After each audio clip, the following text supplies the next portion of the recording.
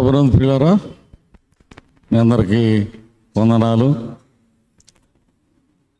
మనం 3వ దినంలో ప్రవేశించాము, అనగా ఆఖరి దినం ఈరోజు. ఈ ఉదయకాలము మరలా సాయంకాలం 2 కూటాలు మనకున్నాయి. ఈ 2 కూటాల్లో కూడా మనం ఎక్కువగా దేవుని సన్నిధిలో గడుపుతూ దేవుని యొక్క వాక్యమును వింటూ, ఎందుకంటే మనం విన్నటువంటి విధంగా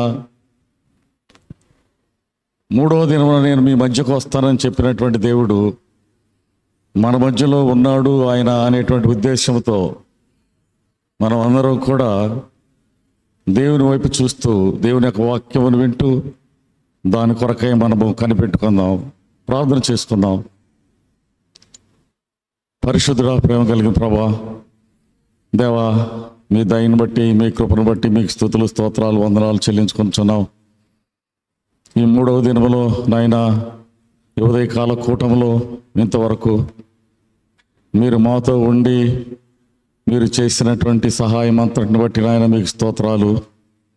మిమ్మలను ఆరాధించుటకు నాయన, మిమ్మలను స్తుతించుటకు ప్రభువా, మీరు ఎలాగా మమ్మల్ని అందరినీ కూడా నాయన మీరు బలపరుస్తున్నారు. మీకు స్తోత్రాలు, వందనాలు చెల్లించుకుంటున్నాను.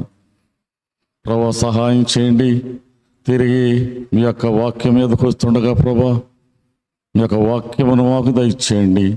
మీ వాక్యము ద్వారా నాతోనూ మాతోను మీరు మాట్లాడండి.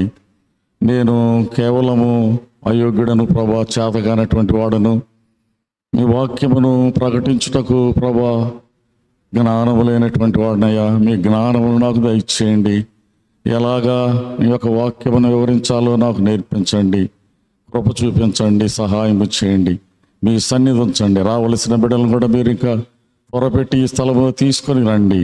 సమస్త మహిమ ఘనత మీకే చెందగలుగుటకు సహాయం చేయమని, మీ శిలువ రక్తమును ప్రోక్షించమని క్రీస్తు పరిశుద్ధ నామమున బట్టి అడుగుచున్నాను తండ్రి, ఆమేన్. ప్రియులారా, దేవుని యొక్క వాక్యాన్ని చూసుకుందాం. చూడండి, రాత్రి మనం ఒనేసీము అనేటువంటి యవనస్తుని గురించి చూసాం కదా. ఒనేసీము ఒకప్పుడు నిష్ప్రయోజనకరమైన వాడుగా ఉన్నాడు, కానీ ఎప్పుడైతే దేవునిలోనికి వచ్చాడో తను ఎలాగ మారిపోయాడంటే ప్రయోజనకరమైన వాడుగా మారిపోయాడని విన్నాం రాత్రి. కాబట్టి మనమందరము కూడా దేవుని యొక్క వాక్యమును వింటున్నటువంటి మనము దేవునికి మనము ప్రయోజనకరమైనటువంటి వారంగా అయిపోవాలి. అది దేవుని యొక్క ఉద్దేశం, అదే అయి ఉంటున్నది. అందుకే ఈ కూటాలు ఇలాగ ఏర్పాటు చేయటం. కాబట్టి తిరిగి ఈ ఉదయకాలం కూడా దేవుని యొక్క వాక్యాన్ని కొన్ని నిమిషాలు మనం ధ్యానించుకుందాము. చూడండి, యెహోషువ గ్రంథం చూద్దాం. చూడండి, యెహోషువ గ్రంథము 17వ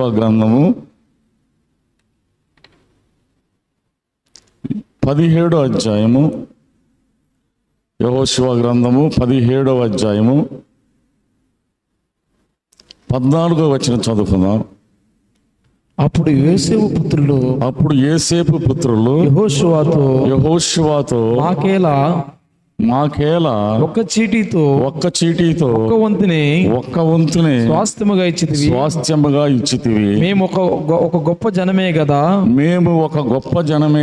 ఇది వరకు యెహోవా మమ్మును దీవించనని మనవి చేయగా. యెహోషువ చాలులే పిల్లల, మనం ఇక్కడ చదివినటువంటి యొక్క వాక్య భాగాన్ని మనం చూసినట్లయితే, యోసేపు పుత్రులైనటువంటి వారు యెహోషువ యొద్దకు వచ్చి, మాకేలా ఒక్క చిట్టీతో ఒక్క వంతునే స్వాస్థ్యముగా ఇచ్చితివి, మేము ఒక గొప్ప జనమే కదా అని యెహోషువతో మాట్లాడుతూ ఉన్నారు. ఇక్కడ చూసినట్టయితే మనము యెహోషువ, ఈ యొక్క యోసేపు పుత్రులు ఒక సమస్యతో యెహోషువ యొద్దకు వచ్చారు. వారికి ఉన్నటువంటి ఒక ఇబ్బంది వలన, వారికి ఉన్నటువంటి ఒక సమస్యను బట్టి యెహోషువ యొద్దకు వచ్చారు యోసేపు పుత్రులు. యోసేపు పుత్రులు ఎవరనగా ఎఫ్రామీయులు, చెప్పండి, మనష్షీయులు. ఈ ఎఫ్రాయిమీయులు మనష్షీయులు ఏం చేశారంటే యెహోషువ యొద్దకు వచ్చి ఏమంటున్నారంటే, నీవు మాకు ఒక్క చిట్టీనే ఇచ్చావు, ఒక్క వంతునే మాకు స్వాస్థ్యంగా ఇచ్చావు. అది మాకు సరిపోదు, మేము గొప్ప జనము కదా, మాకు ఎక్కువగా కావాలి అన్నట్లుగా వారి యొక్క సమస్యను యెహోషువ యొద్దకు తీసుకుని వచ్చారు.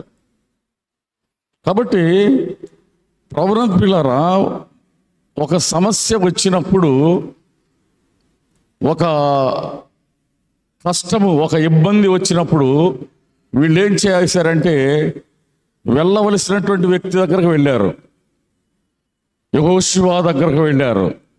ఎవరైతే ఆ ప్రాబ్లమ్ను సాల్వ్ చేస్తారో, ఎవరైతే ఆ యొక్క సమస్య నుంచి విడుదల కలుగు చేస్తారో అలాంటి వ్యక్తి దగ్గరకు నేరుగా వాళ్ళు రావటం మనం చూస్తూ ఉన్నాం ఇక్కడ. కాబట్టి సమస్యలు అనేటువంటివి సహజంగా వస్తూ ఉంటాయి అందరికి కూడా. ప్రతి కుటుంబంలో కూడా ఏదో ఒక సమస్య ఉంటుంది. ఏదో ఒక రకంగా వారి యొక్క పిల్లల యొక్క సమస్యలు ఉండవచ్చు, లేకుంటే ఆర్థిక సమస్యలు ఉండవచ్చు, లేకుంటే ఇంకా అనారోగ్యములతో కూడిన సమస్యలు ఉండొచ్చు. ఏది ఏమైనప్పటికీ ప్రతి కుటుంబంలో కూడా ఏదో ఒక సమస్య అనేది ఈ దినముల్లో ఉంటానే ఉంటున్నది. సమస్యలు లేనటువంటి కుటుంబం ఎక్కడ కూడా ఉండదు, సమస్యలు లేనటువంటి వ్యక్తులు ఎక్కడ కూడా ఉండరు. ఏదో ఒక సమస్య వారికి తగినటువంటి రీతిగా. కానీ సహజంగా మనం ఏమనుకుంటామంటే వాళ్ళు ధనవంతులు, వాళ్ళకి ఎలాంటి సమస్యలు ఉండవు, లేకుంటే వారు గొప్పవారు, వారికి ఎలాంటి సమస్యలు ఉండవు అని మనం అనుకుంటూ ఉంటాం సహజంగా. మేమేమో తక్కువ వారం, మేము చాలా తక్కువ స్థితిలో ఉన్నాము, మాకు సరైనటువంటి ధన సహాయం లేదు, సరైనటువంటి పలుకుబడి లేదు మాకు, కాబట్టి మాకు ఈ యొక్క సమస్యలు మాకు వస్తూ ఉన్నాయి అని అనుకుంటూ ఉంటాం. కానీ సమస్యలు అనేటువంటివి ధనవంతులకు ఉంటాయి, సమస్యలు అనేటువంటివి గొప్పవారికి ఉంటాయి, సమస్యలు అనేటువంటివి ప్రతి వారికి కూడా ఏదో ఒక రకంగా ఉంటానే ఉంటాయి. అలాగ మనకు సమస్యలు ఉన్నప్పుడు, మనము ఒక సమస్యతో బాధపడుతున్నప్పుడు, ఒక కష్టముతో, ఒక శ్రమతో బాధపడుతున్నప్పుడు, ఈ మనష్షే, ఈ యొక్క యోసేపు పుత్రులు ఎలాగా వెళ్ళవలసినటువంటి వ్యక్తి వద్దకు వెళ్ళారో, మనము కూడా ఏం చేయాలంటే మన సమస్యలలో మనము వెళ్ళవలసిన స్థలంలోనికి మనం వెళ్ళాలి, వెళ్ళవలసినటువంటి వ్యక్తులను మనం కలవలసినటువంటి వారితో. కానీ మనము ఎట్లంటే అట్లా ఎవరి దగ్గరకంటే వాళ్ళ దగ్గరకు వెళ్ళిపోయి మనం సమస్యలను చెప్పుకున్నట్లయితే ఆ సమస్యలు తీరవు. కానీ ఇంకా వాళ్ళు ఏం చేస్తారంటే వాటిని ఎక్కువ అయ్యేటట్లుగా చేస్తూ ఉంటారు. చూడండి, మన యొక్క సమస్యలన్నీ వింటారు. నీవు ఎవరో ఒక అనాథరైజ్డ్ వ్యక్తి దగ్గరికి వెళ్ళినప్పుడు, నీ సమస్యలు తీర్చలేనటువంటి వ్యక్తి వద్దకు నువ్వు వెళ్ళినప్పుడు, అలాంటి స్థలంలోనికి వెళ్ళినప్పుడు మన యొక్క సమస్యలన్నీ కూడా వింటారు, బాగానే వింటారు. అలాగ జరిగిందా, అయ్యో అలాగ ఉన్నదా, ఈ ప్రాబ్లం మీకు ఎలాగ వచ్చిందా అని మన ఎదుట ఏదో అలాగ మాట్లాడతారు. కానీ మన దగ్గర నుంచి వాళ్ళు వెళ్ళిపోయిన తర్వాత ఏం చేస్తూ ఉంటారంటే ఆ సమస్యను చాలా పెద్దదిగా చేస్తూ ఉంటారు. ఎలాగ చేస్తారు అంటే దానిని తీసుకొని వెళ్ళి ఎవరెవరికో చెబుతూ ఉంటారు. మన యొక్క సమస్య చిన్న సమస్య అయితే దానిని పెద్దదానిగా చేసి చెప్తూ ఉంటారు. ఏమంటారు తెలుసా, ఇదిగో పలానా కుటుంబంలో ఇలాగ ఉండదంట, వారి పిల్లలు ఇలాంటి వారంట అని మన సంగతులన్నీ కూడా తీసుకెళ్ళి వేరే వాళ్ళ దగ్గర పెద్దగా చేసి చెబుతూ ఉంటారు. చెబుతూ ఏమంటారు తెలుసా, నేను నీకే చెబుతున్నాను, నువ్వు ఎవరితోనూ చెప్పొద్దు అని అంటూ ఉంటారు. మనము వెళ్ళవలసినటువంటి వ్యక్తి వద్దకు వెళ్ళాలి. మనం ఎవరైతే మన సమస్యలను తీర్చగలుగుతారో, మన సమస్యలను తీర్చలేనటువంటి వారి వద్దకు మనం వెళ్ళినట్లయితే మన సమస్యలు ఇంకా ఎక్కువైపోతూ ఉంటాయి. రక్తస్రావము కలిగినటువంటి స్త్రీని మనం చూస్తూ ఉన్నాం. ఆమె 12 సంవత్సరముల నుంచి ఒక సమస్యతో బాధపడుతూ ఉన్నది, ఒక అనారోగ్యముతో. అయితే ఆమె ఏం చేసిందంటే అనేక మంది వైద్యుల యొద్దకు వెళ్ళిపోయింది. వైద్యుల యొద్దకు వెళ్ళింది, నానా తిప్పలు పడింది. కానీ ఆమె సమస్య మాత్రము తీర్చబడలేదు. ఆమె యొక్క సమస్య, ఆమె యొక్క ప్రాబ్లము సాల్వ్ కాలేదు.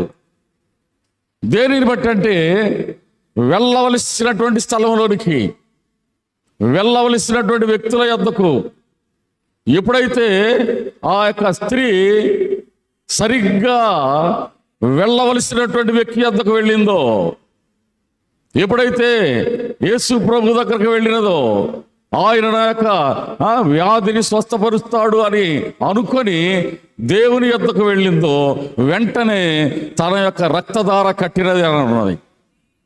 ఆమేన్. చూడండి ప్రియులారా, కాబట్టి మనము మన సమస్యలను ఎవరి యొద్దకు తీసుకొని వెళ్ళాలంటే మనము దేవుని సన్నిధిలోనికి తీసుకొని వెళ్ళాలి. దేవుని సేవకుల యొద్దకు తీసుకొని వెళ్ళాలి.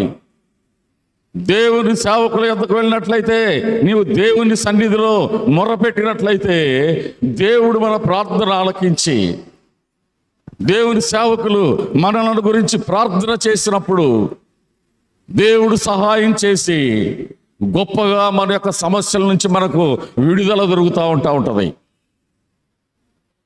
కాబట్టి మనం ఏం చేయాలంటే, మనకు సమస్యలు వస్తూ ఉంటాయి, కష్టాలు వస్తూ ఉంటాయి, ఇబ్బందులు వస్తూ ఉంటాయి. కానీ మనము దేవుని యొద్దకు వెళ్ళటం మనం నేర్చుకోవాలి. దేవుని సన్నిధిలోనికి వెళ్ళాలి. మనము దేవుని యొక్క వాక్యములో చూసినట్లయితే, ఇంకొక స్త్రీని మనం చూసినట్లయితే, హన్నా అనేటువంటి ఒక స్త్రీ ఉన్నది. ఆ స్త్రీకి కూడా ఒక సమస్య ఉన్నది. తన జీవితంలో ఒక కష్టము, ఒక శ్రమ అనేటువంటిది వచ్చింది ఆమెకు. ఏంటంటే ఆ శ్రమ చూడండి, 1వ సమూయేలు చూద్దాం. 1వ సమూయేలు 1వ అధ్యాయం చూద్దాం. చూడండి ఒకసారి. 1వ సమూయేలు 1వ అధ్యాయంలో ఏమందంటే, హన్నాను గురించి మనం ఏం చూస్తున్నామంటే 1వ అధ్యాయము 5వ వచనంలో చూడండి, హన్నా 6వ వచనం చూడండి. యెహోవా ఆమెకు సంతు లేకుండా చేసి ఉన్న హేతువును బట్టి ఆమె వైరియగు పెనిన్నా ఆమెను విసిగించుటకై ఆమెకు కోపము పుట్టించుచూ వచ్చాను. ఇక్కడ మనము ఈ స్త్రీని చూస్తున్నాము. అన్నారు, హన్నా యొక్క సమస్య ఏంటంటే ఆమెకు సంతానము లేదు, ఆమెకు బిడ్డలు లేరు. కాబట్టి ఆమె యొక్క జీవితంలో ఇదొక పెద్ద సమస్యగా అయిపోయింది. దానికి తోడు, సమస్యకు తోడు ఇంకొక సమస్య ఏంటంటే, తన వైరి అయినటువంటి పెనిన్నా ఏం చేస్తా ఉంది, ఆమెకు కోపం పుట్టిస్తూ ఆమెను విసిగిస్తా ఉన్నది. ఈ సంతానము లేనటువంటి సమస్య కంటే కూడా ఎక్కువగా ఈ యొక్క సిగ్గును భరించలేకపోతా ఉన్నది. తన తోడి కోడలతో, తన వైరితో.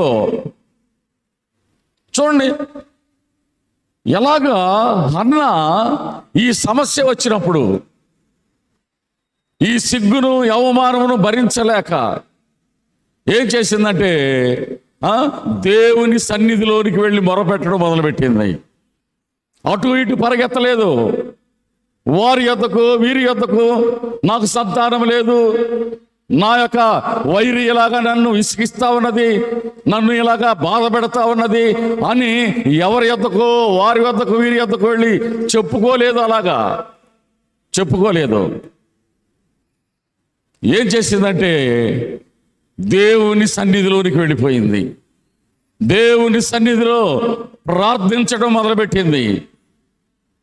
ఏమని ప్రార్థిస్తా ఉందంటే చూడండి, 10వ వచనంలో ఏంటంటే, బహు దుఃఖాక్రాంతురాలై వచ్చి యెహోవా సన్నిధిని ప్రార్థన చేయొచ్చు, బహుగా ఏడ్చుచు. చూడండి ఎలాగ ప్రార్థన చేస్తా ఉందంటే, ఎలాగా తన యొక్క శ్రమను, తన యొక్క సమస్యను, తన కష్టమును దేవుని సన్నిధిలో ఎలాగ పెడతా ఉన్నదంటే, ప్రభునందు ప్రియులారా, మన జీవితంలో కూడా మనము శ్రమ వచ్చినప్పుడు, బాధ వచ్చినప్పుడు మనము కృంగిపోకూడదు.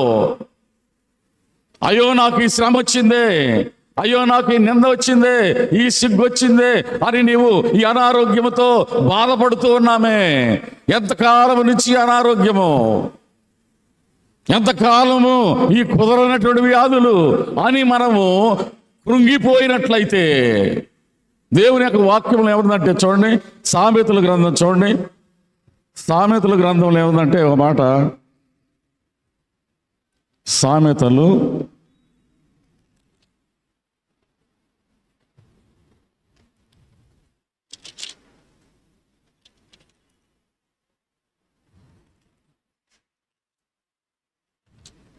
24వ అధ్యాయము 10వ వచనం ఒకసారి చూద్దాం. చూడండి, శ్రమ దినమున నీవు కృంగిన ఎడల నీవు చేతగాని వాడొకదు. కాబట్టి శ్రమ దినమున మనము కృంగిపోయినట్లయితే, శ్రమ వచ్చింది కదా అని నీవు కృంగిపోయినట్లయితే, నువ్వు బాధపడుతూ కూర్చున్నట్లయితే, దేవుని యొక్క వాక్యం ఏమని సెలవిస్తా ఉందంటే, నీవు చేతగాని వాడవగదు. కాబట్టి శ్రమ వచ్చినదని, కష్టం వచ్చినదని మనము కృంగిపోయేదానికంటే, దానిని గురించి మనం ఆలోచించుకుంటూ కూర్చునే దానికంటే, మనం ఏం చేయాలంటే అన్నావలే దేవుని సన్నిధిలోనికి వెళ్ళి ప్రార్థించడం మొదలు పెట్టాలి. ఎలాంటి ప్రార్థన అన్నా చేసిందంటే చూడండి, మరలా సమూయేలు గ్రంథం మొట్టమొదటి వచ్చిన అధ్యాయంలో 10వ వచనం మనం చదువుతున్నాం కదా, 11వ వచనం చదువు. సైన్యములు గదువగు యెహోవా నీ సేవకురాలనైనా నాకు కలిగి ఉన్న శ్రమను చూచి నీ సేవకురాలనైనా నన్ను మరువక జ్ఞాపకము చేసుకొని సేవకురాలైన నాకు మగపిల్లను దయచేసిన ఎడల వాని మీదకి క్షౌరభగతి ఎన్నటికి రానియక వాడు బ్రతుకు దినములన్నిటిలో నేను వానిని యెహోవాకు నీకు అప్పగించునని మొక్కుబడి చేసి. చూడండి ఎలాగ ప్రార్థన చేస్తా ఉందంటే, అన్న ఎంత ఖచ్చితంగా ప్రార్థన చేస్తుందో చూడండి. ఎలాంటి ప్రార్థన అంటే, నీవు నాకు ఒక మగ పిల్లనిచ్చినట్లయితే నేను ఆ బిడ్డను నీకు తిరిగి ప్రతిష్ఠిస్తాను, నేను తిరిగి ఆ బిడ్డను నేను నీకు ఇస్తాను. దేవుని సన్నిధిలో ఎలాంటి ప్రార్థన అంటే, నీవు నాకు సహాయం చేసినట్లయితే, నీవు నా సమస్యను తీర్చినట్లయితే, నేను నీకు కృతజ్ఞత కలిగి ఉంటాను, నేను నీ కొరకే జీవిస్తానయ్యా అనేటువంటి ప్రార్థనలు మనం చేయాలి దేవుని సన్నిధిలో. సమస్య వచ్చినప్పుడు నీవు అటు ఇటు పరిగెత్తకూడదు, నువ్వు కృంగిపోకూడదు. శ్రమ వచ్చినప్పుడు, కష్టం వచ్చినప్పుడు నీవు అటు ఇటు చూడకుండా దేవుని వైపు చూడటం నేర్చుకోవాలి. మనకొక దేవుడు ఉన్నాడు, మనకొక పరలోకము తండ్రి ఉన్నాడు, మన సమస్యలను తీర్చే దేవుడు, మన ప్రార్థనలను ఆలకించే దేవుడు మనకు ఉన్నాడు. కాబట్టి ఆ గొప్ప నిరీక్షణ మనకున్నది. కాబట్టి మనం ఏం చేయాలంటే ఆయన వైపు చూస్తూ ఉండాలి, ఆయన సన్నిధిలోనికి వెళ్ళి మొరపెడతా ఉండాలి. ఎలాంటి గొప్ప ప్రార్థన చేసిందండి అన్నా యొక్క జీవితం మనం చూసినట్లయితే, తను దుఃఖాక్రాంతురాలై బహుగా ఏడ్చుచూ ప్రార్థన చేసిందంట, కన్నీటి ప్రార్థన. కాబట్టి సమస్య వచ్చినప్పుడు, కష్టం వచ్చినప్పుడు మనము దేవుని సన్నిధిలోనికి వెళ్ళి కన్నీరు కార్చేవారంగా ఉండాలి. అంతేకాదు అన్న ఇంకేం చేసిందంటే, దేవుని సన్నిధిలో ఇంకేం చేసిందంటే, తన ఆత్మను కురమ్మరించుకున్నదని దేవుని యొక్క వాక్యాలు మనం చూస్తున్నాం. తన యొక్క ఆత్మను దేవుని సన్నిధిలో కురమ్మరించు. 15వ వచనం చూడండి. అన్నా అది కాదు అది కాదు, నా ఏలినవాడా, నా ఏలినవాడా, మనోదుఖం నేను మనోదుఖము గలదాన్నై ఉన్నాను. నేను ద్రాక్షారసమునైనను మద్యమునైనను పానము చేయలేదు గాని నా ఆత్మను యెహోవా సన్నిధిని కృమ్మరించుకొనుచున్నాను. ఆమేన్, హల్లెలూయా. దేవుని సన్నిధిలో మన ఆత్మను కృమ్మరించుకుంటూ అనగా మనకు హృదయం అంతటితో కన్నీటితో విరిగిల హృదయముతో నీ ఆత్మను దేవుని సన్నిధిలో కృమ్మరించుకున్నప్పుడు హన్నా ప్రార్థనకు దేవుడు ఎంతగానో జవాబిచ్చినట్టుగా మనం చూస్తా ఉన్నాం. తను ప్రార్థన చేసిన విధంగానే తను ఒక మగబిడ్డను పొందుకున్నట్లుగా మనం చూస్తున్నాం. కాబట్టి ప్రభువుని ప్రియులారా, మన జీవితంలో మనము దేవుని యొద్దకు వెళ్ళే వారంగా ఉండాలి. మన సమస్యలలో, మన కష్టములలో మనము అటు ఇటు చూడకుండా, వారి వైపు వీరి వైపు చూడకుండా మనము దేవుని వైపు చూసేవారంగా మనం ఉంటూ ఉండాలి. దేవుని వైపు చూసినట్లయితే దేవుడు మనలను కనికరించి మన యొక్క సమస్యకు విరుగుడు ఆయన ఇచ్చేవాడుగా ఉంటున్నాడు. అదే మనము ఇంకా ఇంకో వ్యక్తిని మనం చూసినట్లయితే తనకు శ్రమ వచ్చినప్పుడు ఏం చేశాడంటే, చూడండి 1వ సమయంలోనే ఉంటుంది. చూడండి 1వ సమయాలు 30వ అధ్యాయంలో చూసినట్లయితే ఇక్కడ దావీదును మనం చూస్తున్నాం. మనం 1వ సమయాలు 30వ అధ్యాయంలో 1వ వచనం నుంచి చదువుదాం. చూడండి, దావీదును అతని జనులను 3వ దినమందు సిక్లగునకు వచ్చిరి. అంతలో అమాలేకీయులు దండెత్తి దక్షిణ దేశం మీదను సిక్లగు మీదను పడి కొట్టి దానిని తగులబెట్టి గనులనేమి అల్పులనేమి ఆడవారందరినీ చెరపట్టుకొని చంపక వారిని తీసుకొని వెళ్ళిపోయి ఉండిరి. దావీదును అతని జనులను పట్టణమునకు వచ్చి అది కాల్చబడి ఉంటాయో భార్యలను కుమారులను కుమార్తెలను చెరలోనికి కొనిపోబడి ఉంటాయో చూసి దావీదు మిక్కిలి దుఃఖపడెను. ఇక ఏడ్చుటకు శక్తి లేకపోనంతగా బిగ్గరగా ఏడ్చిరి. ఇక్కడ దావీదు గారికి ఒక సమస్య వచ్చిందండి, ఒక ప్రాబ్లం, ఒక కష్టం వచ్చింది, ఒక శ్రమ. ఏంటంటే దావీదు ఉన్నటువంటి ఆ సిగ్లకు అనే పట్టణమును అమాలేకీయులు వచ్చేసి, శత్రువులైన వారు వచ్చేసి ఆ యొక్క సిగ్లకు అనేటువంటి పట్టణం అంతటా కూడా కాల్చివేసేశారు, తగలబెట్టేశారు. వారి యొక్క ఇళ్ళన్నీ తగలబడిపోయినవి. ఇంకా ఏం చేశారంటే వాళ్ళు దావీదు యొక్క పిల్లలను, దావీదు యొక్క భార్యలను, వారి యొక్క జనుల యొక్క భార్యలను, వారికి ఉన్న వారందరినీ కూడా వాళ్ళు ఏం చేశారంటే చెరపట్టి తీసుకుని వెళ్ళిపోయారు. ఇది ఒక గొప్ప సమస్య దావీదుకి, ఇది ఒక గొప్ప సమస్య, గొప్ప శ్రమ. ఏంటంటే తనకున్నదంతా కూడా పోయింది, తనకున్నదంతా కూడా కాలిపోయింది. తన యొక్క భార్యలు, పిల్లలు, తన జనమంతా కూడా వారు అమాలేకీయులు చెరపట్టి తీసుకుని వెళ్ళారు. ఎప్పుడైతే అలాగ జరిగిందో దావీదు గారు ఆ యొక్క పట్టణంలోకి చూసుకున్నప్పుడు తనకున్నదంతా కూడా పోగొట్టుకున్నాడని ఎరిగినప్పుడు తన భార్యలు, తన పిల్లలు అందరూ కూడా వారు తీసుకెళ్లారని దావీదు గుర్తెరిగినప్పుడు దావీదు ఏం చేశాడంటే ఇక ఏడ్చుటకు శక్తి లేనంతగా బిగ్గరగా ఏడ్చాడు. బిగ్గరగా ఏడ్చుటకు ఇక శక్తి లేనంతగా. అనగా దావీదు ఎలాంటి గొప్ప సమస్యలో ఉన్నాడో మనకు అర్థమైపోతా ఉంది, ఎలాంటి గొప్ప శ్రమ తను ఎదుర్కొంటున్నాడో మనకు అర్థమవుతున్నది. ఎప్పుడైతే దావీదు ఇక ఏడ్చుటకు శక్తి లేకపోయిందో ఆయన దగ్గర, దావీదు చేసిన పని ఏంటి తెలుసా? దావీదు ఏం చేశాడంటే చూడండి, దేవుని యొక్క వాక్యంలో 6వ వచనంలో ఏమంటదంటే దావీదు మిక్కిలి దుఃఖపడెను మరియు తమ కుమారులను బట్టి కుమార్తెలను బట్టి జనులకు అందరికి ప్రాణం విసికినందున రాళ్ళు రువి దావీదును చంపుదవరండని వారు చెప్పుకొనగా దావీదు తన దేవుడైన యెహోవాను బట్టే ధైర్యము తెచ్చుకొనెను. ఆమేన్, ఆమేన్. ఎవరిని బట్టి ధైర్యం తెచ్చుకున్నాడండి?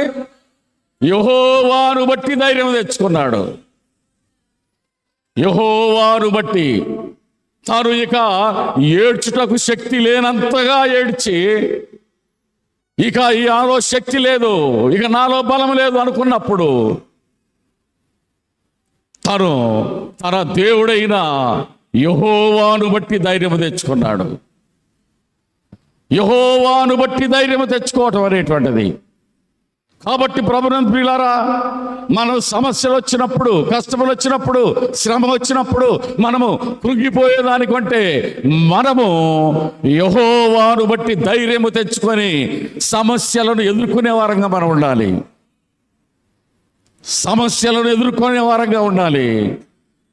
ఎలాగా మనం ఎదుర్కొనగలుగుతామంటే, దావీదు ఏం చేశాడంటే ఆ సమస్యను ఎలాగ ఎదుర్కొన్నాడంటే 8వ వచనం చూడండి.